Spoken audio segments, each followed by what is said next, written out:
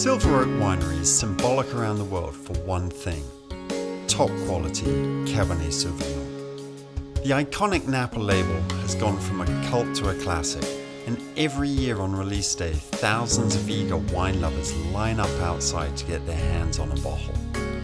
But when this family-owned winery was started, they took a totally different approach to other wineries in the valley, and in so doing, they set a trend that will surely last for centuries.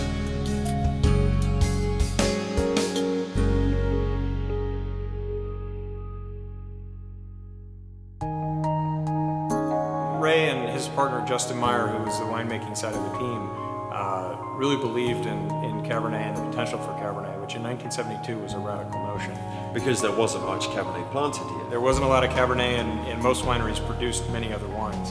And so we really were one of the first wineries to focus exclusively on Cabernet, and that's all we've ever done.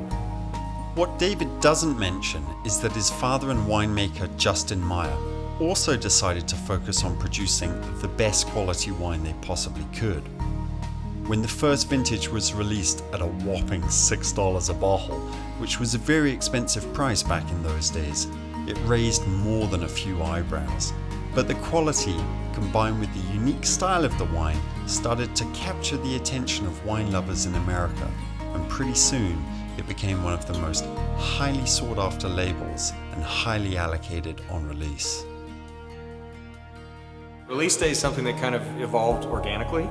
So, at some point the wines needed to be available for sale, and pretty soon we had people showing up, and then all of a sudden there was 100 people, and then there was 500 people.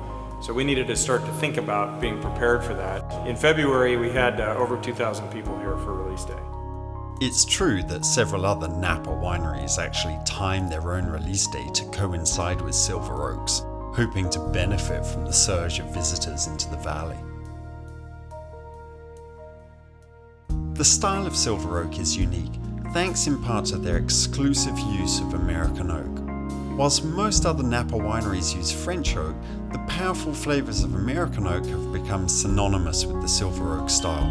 In fact, American oak is so vital that the Duncan family took serious steps to ensure the quality of their barrels, and also make sure they'd never run out. A number of years ago, formed a partnership with A&K Cooperage, which is in Higbee, Missouri, who's made the majority of our barrels for many years. And so we are 50-50 partners with the family who runs the cooperage. We've also now purchased land with American oak forests on it, and so we own about 500 acres, and we're looking for more land to be fully integrated, to have all the way from the tree to the bottle.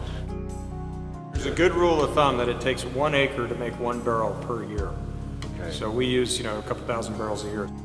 You can imagine the size of investment that it takes to buy forests and produce thousands of barrels every year, especially considering that the trees need to be at least 80 years old before they are harvested, and then the wood needs to be air dried for 2 to 3 years before it's ready to be made into a barrel. But it certainly creates a very distinctive style of wine. It's really a stylistic decision that we made all the way from the very beginning. And in 1972, we love the way the flavors that it imparts, and the way that the wine is softer and just more elegant and beautiful, and people love it. The wine spends about 2 years maturing in barrel, and then another 2 years aging in bottle before release. This means that Silver Oak is aged for almost 5 years before release, one of the longest of any Napa winery. But this extended aging does mean that the wine is ready to drink upon release, in whatever format you happen to buy. The main purpose of a large format is to have a good party.